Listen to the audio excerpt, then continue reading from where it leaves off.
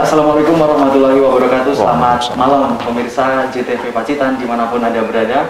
Berjumpa kembali dalam program Dialog Khusus JTV Pacitan. Hari ini spesial mengangkat tema peringatan Hari Bakti Adiaksa ke-61 tahun. Pemirsa, peran aparat penegak hukum begitu penting dalam rangka mensukseskan tujuan pembangunan. Begitu juga di tubuh pemerintahan Kabupaten Pacitan.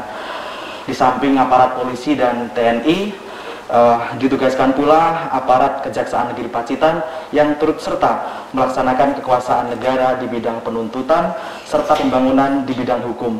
Dan hari ini 22 Juli 2021, Korps Adiaksa memperingati Hari Bakti Adiaksa ke-61 tahun.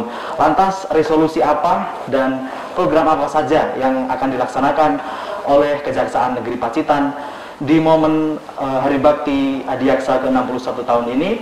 Sudah bersama dengan kami bergabung narasumber Bapak Hendri Antoro selaku Kepala Kejaksaan Negeri Pacitan. Selamat malam Pak Hendri. Selamat malam Mas Agung. Bagaimana kabarnya di tengah pandemi seperti ini? Alhamdulillah sehat, meskipun tidak semuanya keluarga sedang sehat. Semoga Mas Agung dan semuanya sehat selalu. Amin.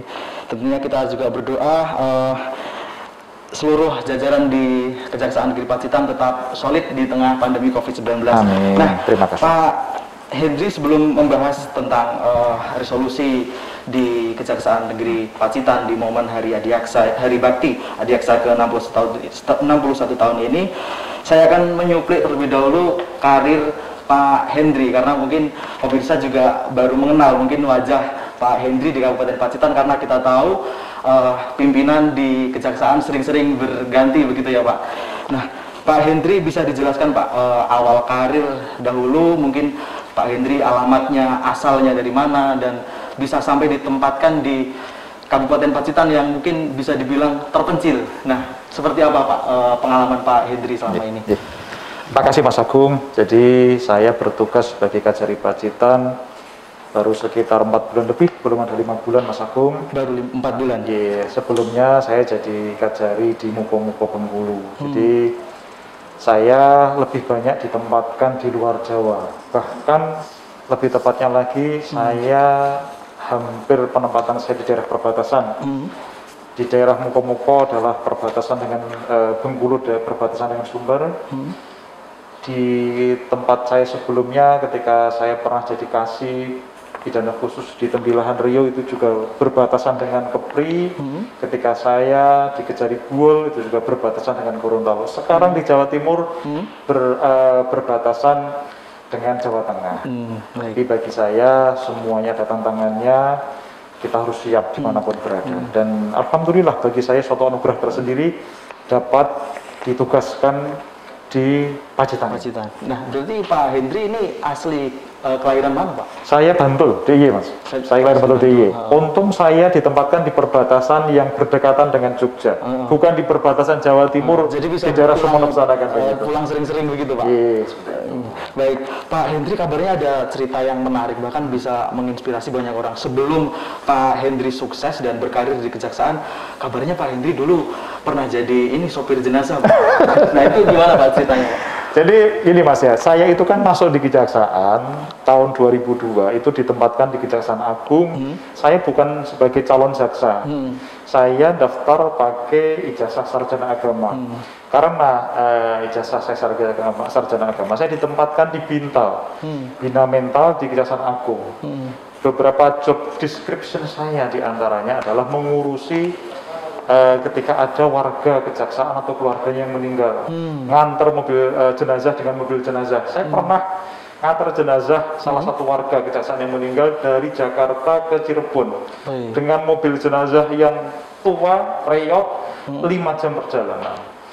Saya tidak nyopir di depan, saya mendampingi jenazah di belakang 5 jam saya. Tapi bagi saya itu suatu berkah tersendiri, suatu khidmat saya kepada keluarga kejaksaan. Baik. Jadi sebelum memiliki pangkat bintang 2 seperti yang Pak Hendri melatih 2. Oh, bintang 2 ya. Melatih 2. Melatih 2. Oh iya. Jadi memang benar-benar karirnya ini dirintis dari bawah begitu. Betul. Nah, Tadi Pak Hendri juga menyampaikan banyak sekali kejaksaan-kejaksaan yang sudah dipimpin begitu. Nah, selama berkarir sudah menangani kasus apa saja Pak yang mungkin heboh dan menyita perhatian banyak orang? Beragam Mas Agung. Yang pernah saya tangani tentu karena penempatan dan penugasan saya lebih banyak di bidang tindak pidana khusus. Contoh misalnya ketika saya ditugaskan sebagai kasih tindak pidana khusus di Kejari Kota Mataram NTB. Di sana saya menangani perkara tindak pidana korupsi lahan tanah kehutanan yang itu luasnya sekitar 15 hektar. Baik. Hanya 15 hektar, tetapi sangat fenomenal sekali karena 15 hektar itu berada di garis pantai resort Lombok yang nilai ekonomisnya sangat tinggi sekali. Ya bisa dibayangkan, saya gambarkan bahwa seorang itu menebus 1 hektar dengan 15 juta dan ketika dijual lagi 1 hektarnya laku sekian belas miliar waktu itu. Baik. Jadi banyak pengalaman mungkin ancaman dan teror banyak dihadapi juga Pak? Alhamdulillah tidak ada, karena gini Mas Agung, tentu potensi itu selalu ada, kekerasan, ancaman, tetapi bagi saya kalau kita menyampaikan sesuatu dengan persuasif, dengan baik, dengan santun, saya yakin kok masyarakat bisa menerima itu kok. Masyarakat kita sudah semakin dewasa. Sekali lagi kuncinya bahwa ketegasan tidak mesti harus dengan cara yang keras. Kalau itu disampaikan dengan baik, insya Allah mereka bisa ngerti. Dan alhamdulillah sampai saat ini saya tidak pernah mengalami hambatan yang sampai seperti itu. Saya syukur itu. Baik, ketegasan tidak harus dibarengi dengan kekerasan. Begitu. Nah, melihat budaya adat ketimuran yang mungkin berbeda dengan adat-adat lain yang sebelumnya Pak Hendri pernah tempati, apa kesan pertama kali saat mendapatkan tugas di Pacitan, Pak? Senang atau kaget atau ada galau-galaunya? Iya, saya sampaikan tadi bahwa saya merasa bersyukur ditempatkan di Pacitan ini. Ketika ada beberapa orang yang bilang, aduh Pacitan kan daerah terpencil. Tapi bagi saya, justru di daerah yang seperti ini ada tantangan tersendiri.